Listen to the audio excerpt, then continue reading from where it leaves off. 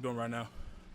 What does the addition of Hopkins do for you this offense? And how do you try to soak up stuff from him or pick his brain, even though he's a receiver and you're a tight end?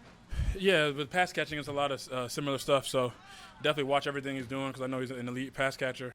Adding him on our team obviously adds another threat, just another threat on our unit to be able to just go make plays. As he's made a ton of plays in his career. What are the biggest challenges for you as a blocker? Say it again. What are your biggest challenges as a blocker? What are you really on to work on? For me, I'm probably giving up weight to every person I play against. So for me, it's about getting off on the snap count and using my strength, which is my quickness and my leverage, being smaller than most of the guys I'm going to be blocking. So for me, it's just getting off the ball and using my explosiveness. Tony Dews oftentimes does cut-ups for the running back when he goes down, just to show you guys in the league, just other players. Has he done that with you guys, and if so, who? Yeah, he's done that with a ton of players. Sorry. I watched Delaney Walker a lot. He did a lot of cut-ups with Delaney Walker, a lot of cut-ups of Kelsey and Kittle, Mark Andrews. So I think mostly Delaney Walker so far. What do you take out of it? A lot of guys have different ways of winning. Not everybody wins the same. Everybody plays to their strengths and what works for them. So for me, it's just learning that I got to find out what works for me. It might not work for Kittle, Kelsey, Andrews, or Delaney. So Have you gotten to speak to Delaney at all? I know he has some interest in meeting. I haven't spoken to him in a minute, but we have spoken before though. How anxious are you guys to play in a preseason game maybe on Saturday and kind of cap off this week? Oh yeah, it'll be fun. It'll definitely be fun. Finally getting like a game week type situation, and going there, to compete against other teams, other guys. So that'll definitely be fun to see different faces out there on Saturday. Do you guys get frustrated when the defense wins the plays when you're out here on the practice field, or you just kind of go back, watch the film, and try to learn from it? As a competitor, you're gonna be frustrated on the field, obviously, but we know we just got to come back in, watch what went wrong, and then talk about it and then fix it. Do you remember what your first preseason game was like as a rookie last year? Yeah, I do. Just being tired the whole time. Just tired out of my mind the whole game. Playing all special teams, playing offense. We were up in Baltimore. Yeah, I remember. I was just tired. Did you hear plenty from Vrabel? Because I know you mentioned he's very vocal with the rookies in that first year Yeah. in terms of what mistakes you've made and kind of putting you under the gun. Oh yeah. Definitely when you make mistakes, it's definitely brought up and shown. So it was tough. You expect, you said you were talking about your design. You expect these rookies to not know what's really going to hit them this first preseason game? I feel like there's just no way to really expect it. You just have to go and feel it, and once you feel it, you're gonna be like, wow, it's different.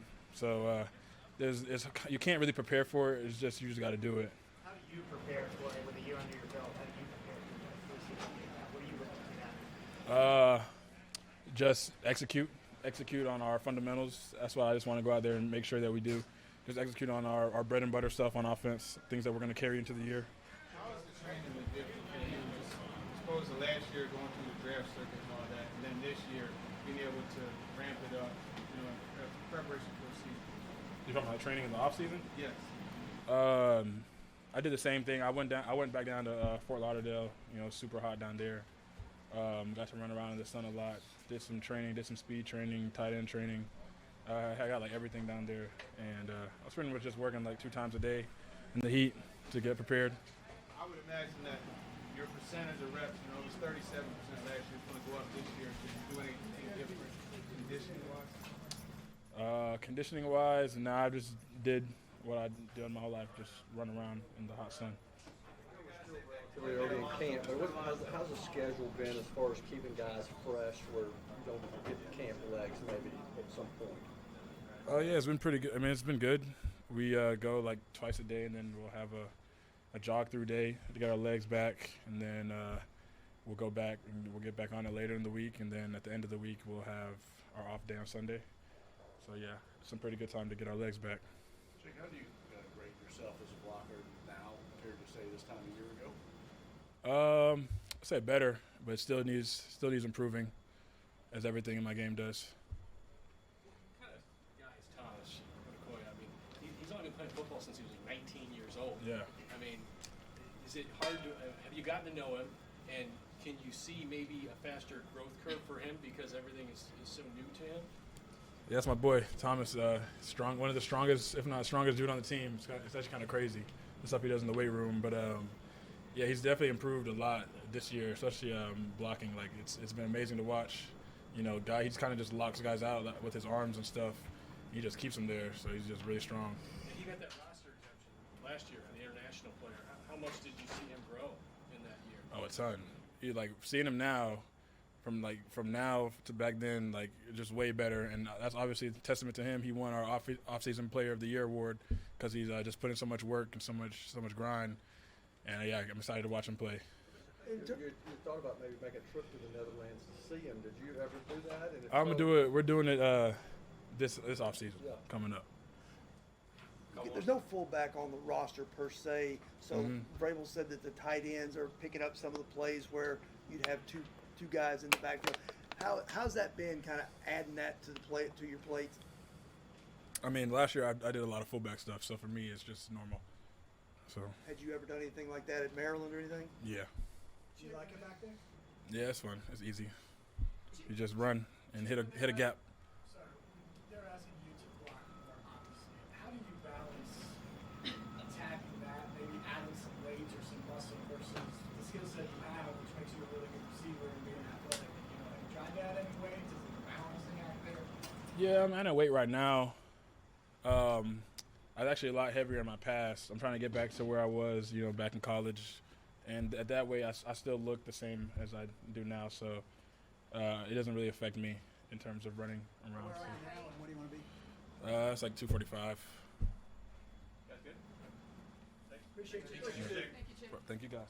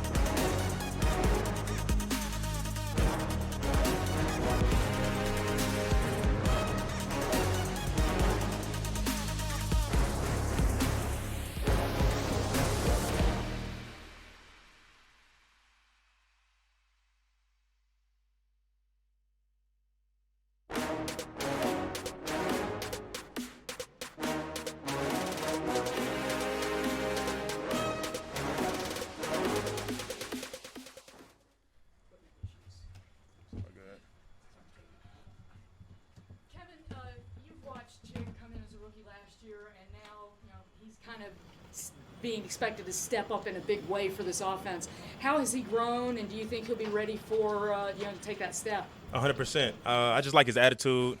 First and foremost, he's a very loose guy. Really, has a lot of jokes in the locker room. But obviously, coming into that tight end number one role, just like the way he works every single day. Obviously, we're going up against each other every single day, so I'm trying to make him better.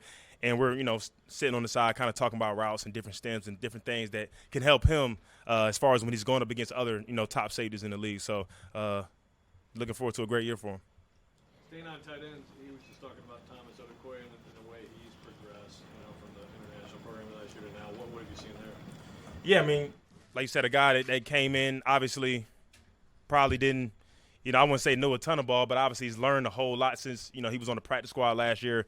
Honestly, this entire group of tight ends, even the rookie, I think he's doing a really good job of, You know, he's a guy that's tall. He has a lot of length down there, so I would expect him to be used in the red zone a little bit. But I just like the group as a whole because they're all so different. They all do a bunch of different things, including Wesco as well. So. Progress through the course of camp, through whether it's red zone periods or 2 minute, kind of rallying together. Yeah, I'm a little biased. I think that we've been winning the majority of the days out here. Obviously, the offense they're making plays and things like that, but just like the way we're all looking as entire defense. Obviously, our front four, every single day, and it's kind of hard during training camp to really tell because sometimes, they're getting sacks, but obviously Braves is letting the play go along. But and even the DBs, especially some of these young rookies, these young DBs. Money Marsh, number 25, what I call him, he's been making a lot of plays, really showing up. So just excited for us to keep growing and obviously get to our first preseason game on Saturday. What kind of impression is Anthony Kendall made? Like I said, I think that all of these guys, they're just coming out here just competing. And I think that's the main thing. Obviously, we still have a long way to go. It's going to be very telling when we get to this first preseason game how guys are going to react when it's really live out there. Sometimes some of these rookies, there are certain things we get to the first game, whether if it's tagging a guy down on the ground or we get to some 2-minute situations. But they're all competing, and they're all hungry, and I think that's the great thing to see with any of the rookies. Kevin, can you talk about Armani Marsh? This is a guy that they signed in rookie camp, Washington State kid. Looks like he's out there battling every single day. He's versatile, man. It's the first DB I've probably seen with a neck roll. I don't know if y'all peeped it. He got a little neck roll. So he throws his stuff in there when he's in the slot. So, but like I said, he's been making plays since day one. I think it was maybe the second day I was just like, who's number 25? It's weird because I didn't really, sometimes rookies, you don't really know their name. You just kind of know their numbers. It's like, who's 25? He's really impressing me. And he, just kept showing up. So I'm excited to see him on Saturday. We see you and Amani over there doing side work with Coach Booker. The detail that he puts into it, how much goes into that, and then how does that benefit you guys? That's an everyday thing for us. We do that from training camp all the way up until the playoffs. Every day during the season. Obviously, they're doing special teams. We're on the side. We're doing our little footwork drills, just kind of tuning everything up. But there are things that I may bring to Book or Amani, or sometimes Book will have something for us. Rather if it's working on the middle field tackle drills, we're working on something that we probably coverage that we're putting in that day. But we're also in the meeting room during special teams meeting, watching film on.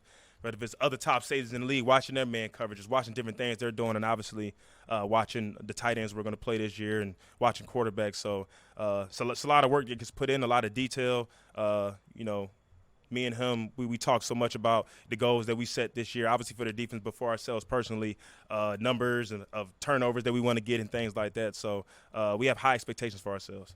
That can seem like a couple minutes, but over the course of the season, that's some significant time, yeah? Yeah, I mean, like you said, it all adds up. Everybody uses saying just 1% every single day. So that's just the little inches we're trying to get every day. How's Bolden's transition to safety gone? Not only his depth, but he's a guy, I guess, that could play in a 3-safety look or a dime package. It's been really good. It's been really, really good. Elijah is a guy who during practice will be at safety, be at the nickel, some sub packages, linebacker. He's very, very smart. I tell him that all the time. He's very smart, very versatile. A guy who's obviously last year dealt with some injury stuff. So just, the mental strain that he's had over this whole entire offseason, be able to get back to the position where he's at, to be the guy he's always been. Super proud and impressed with him. What's the challenge in that, Kevin, and being efficient and all those things that they're asking you to do? Yeah, I mean, some guys can handle it, some guys can't. And I think he's a guy who can handle it. Obviously, there's always things we're trying to work to get better at, but he's a guy that's just impressed me a lot with he impressed me as a rookie how smart he was, but just being able to come in in training camp, it's kind of different because during the season, the package is a little bit smaller. You're kind of game plan for one team, but training camp, our whole playbook is open. So he can be at 3 different positions, so he had to know every single thing. So he's impressed me so far.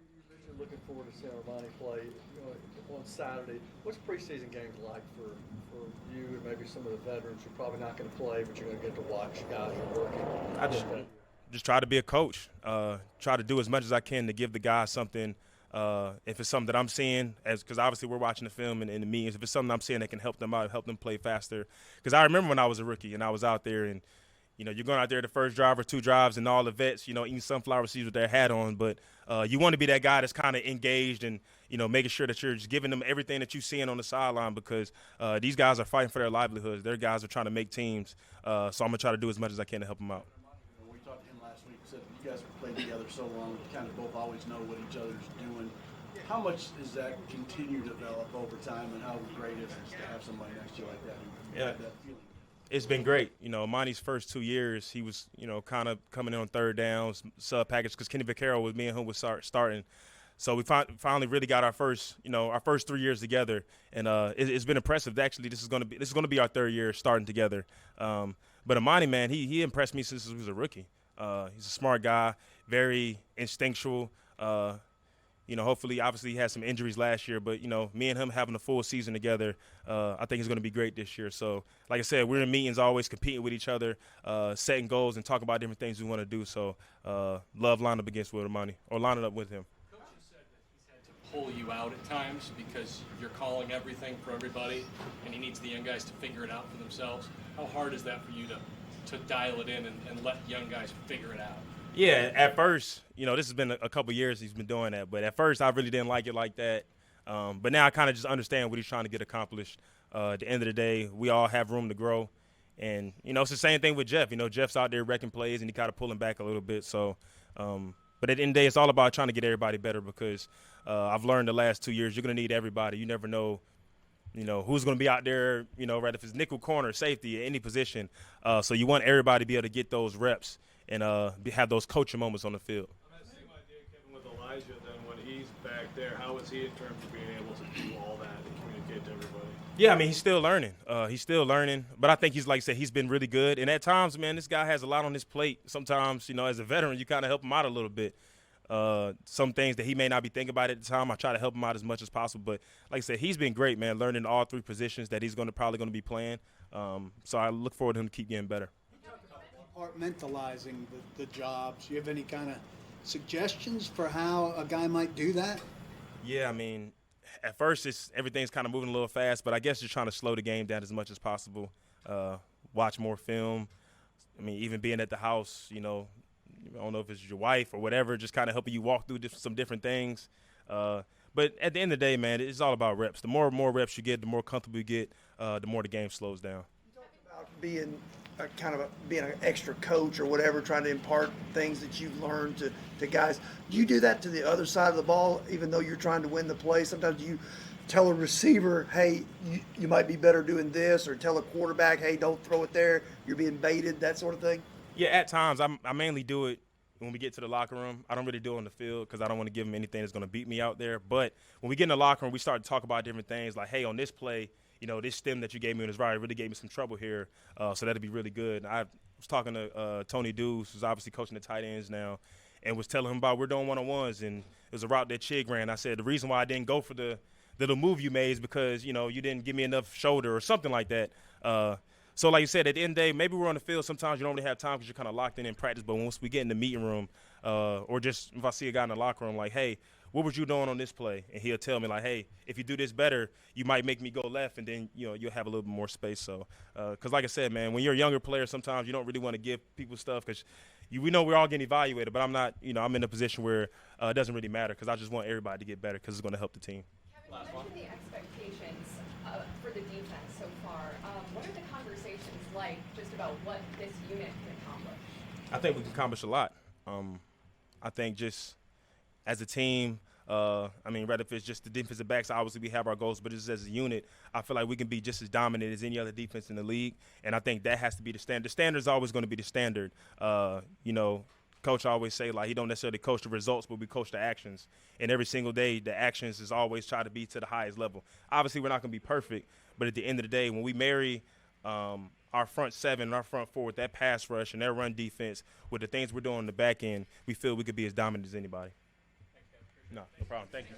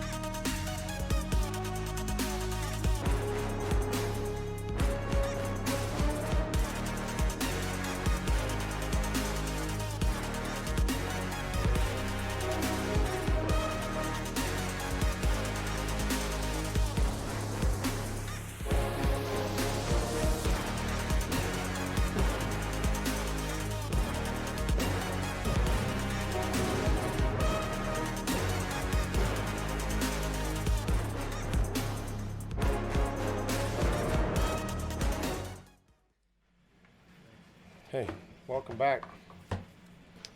Just real quick here, I told the team and everybody involved here at the organization, but Terrell Williams will act as the head coach for Chicago starting on Friday. So I think this is a great opportunity for him and for us and everybody involved. So Big T will handle that. Clint will handle the defensive line, and so that'll start on Friday. So you guys can handle that through Robbie. And the communication when you talk to Big T and kind of steer it towards that, and he'll talk to you after the game, and I'll come back on Sunday and visit with you guys. So go ahead, Teresa. Hopefully, your absence isn't due to anything. Oh no, I'll dire. be here. No, I'm going to be here. So is it more to give Terrell the opportunity and exposure to acting as a head coach and helping that? I mean, and how valuable is that? Well, again, that'll be something that you'll have to ask him afterwards. But I just think that him dealing and talking with the trainer and again, we'll have a lot of conversations between now and Friday, but just handling things with the roster and discussing those things with the assistant coaches and how we want to play the game, or letting them make those decisions in the game. And we'll go into the game with things that we think we need to try to get done, and I'm sure he'll try to do that, and I'll help him where need be. But I do think it will be a great opportunity, well deserved, and so this is something that I wanted to do. What will you do? Well, I mean, I'll obviously be involved and coach the guys on technique, and help T where I can, or if there's a question or concern, but try to help him understand that role and what's required. I know that your hand was kind of forced when you guys had to do it with Stretch a couple of years ago, but was that a beneficial experience to kind of inform this one? No, I think those two are separate. I think those two are separate.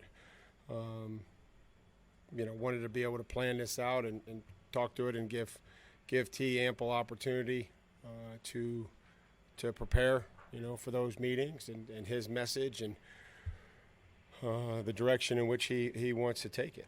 How long have you been thinking about doing this, Michael? There's some things that, try to go through these things in the summer and you get away from it and try to think, different things that you may want to do as it relates to training camp. How do you think you obviously know him well, and how do you think he'll do? Is it just something he's fired up about? Well, yeah, I mean, again, you'll have to ask him, about some of those feelings and things like that, but I'm sure he'll do a great job. What was the reaction like from Jeff and some of those big guys up front that he coaches so? Again, those are great questions for those guys later on in the week. I just wanted to inform you guys so that you guys can have an opportunity to discuss that. What has stood out to you about him as a coach? Just his ability to reach every player, offensively, defensively.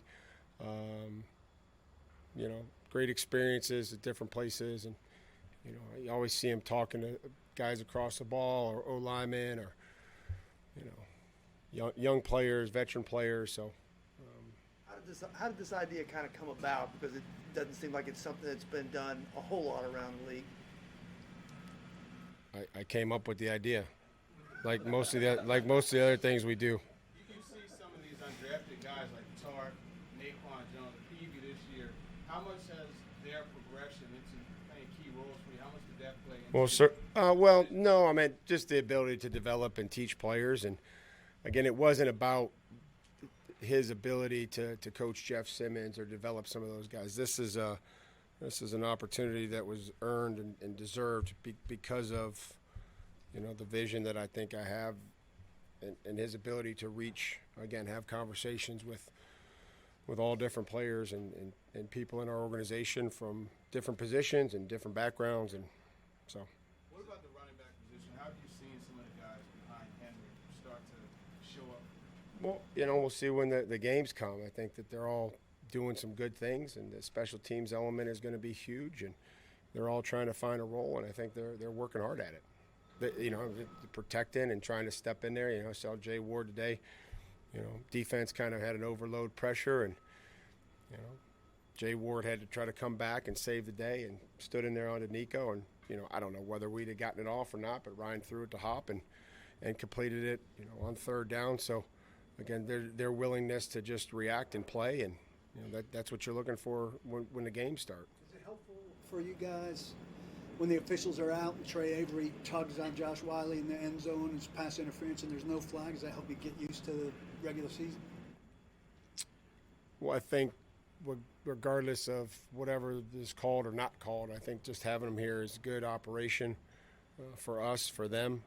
They can meet with our players, and I'm sure they'll look at it, and whether they think it was after the fact or not, we got to come back and we got to play the next play. And so I think it's good, it's beneficial for everybody.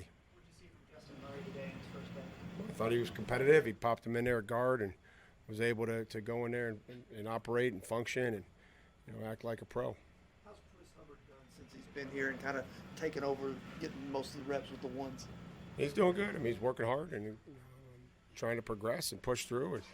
And, today was a good day for conditioning, and there were plays where they moved the pile and plays where there was some good pockets and good protection, and then other plays, we'd like to have back. But, just there was a lot of great situations that come up. We're down in the red zone and, different looks that they coach through and, just able to say, hey, listen, if we get this on this particular play, like this is how we want to block it, or, just through the course of a lot of reps, there's just a lot of different little details that come up, and that's why you practice. A little bit with Rutgers as far as his versatility goes, and maybe how many strides he made this offseason. Well, I thought he's really worked hard this offseason. He's gotten stronger, and looks to be more durable in there and a little thicker and stronger to be able to anchor, and has played guard and even working some at center and different practices or walkthroughs and being able to play tackle. So, we'll continue to look at him, and these games will be critical for Andrew.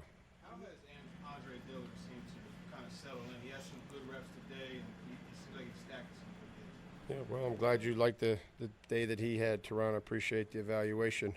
I do think that he's gotten more comfortable just being here, and I think he's gotten in better playing shape. I think you can go and run and do sprints and everything, but it's a long day for an offensive lineman. It's a lot of individual, and then you come over here and run some team reps and then 2 minutes. So I think the biggest thing has just been his conditioning and confidence to go out there and block these guys, and that looks like he's improved each day. When you scream "gotta go, Malik" twice, and he doesn't get a play off when the play clock's dwindling, what's the disconnect there?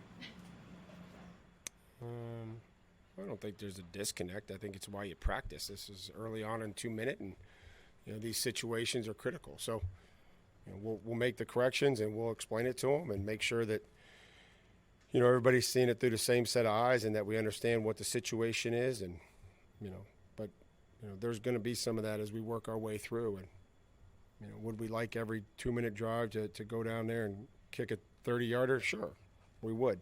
But sometimes that doesn't happen. And I think the more that you expose them to these situations that aren't scripted, those are great opportunities to learn. And then if we don't, come back and get it the next time, then we'll have to, figure out why. But now it's his first exposure at that situation, and I'm sure it'll be much better the next time.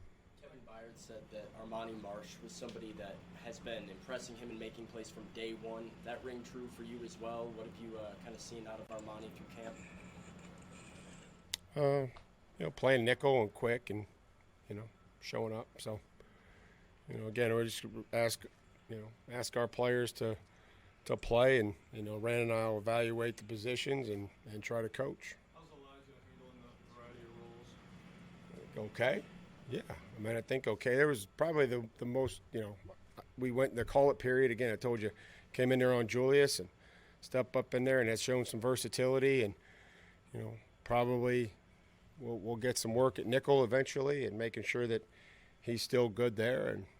But I do, his ability to be out there, we're dealing with some of the things that he dealt with last year from a health perspective. I think he's continued to improve and get better. Is your plan for the quarterbacks, Malik and Levis, just in terms of Saturday's game, kind of set, or anything they can do this week?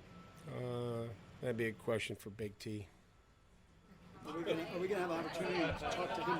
Yes. Are we gonna have an opportunity to talk to him before the game? Yeah, he's on Thursday, he's on the schedule. Oh. He's gonna take one of these from you? Can he take one of these from you? Saturday afternoon, he'll have you guys Saturday afternoon. He can take all of them if he wants. See you guys.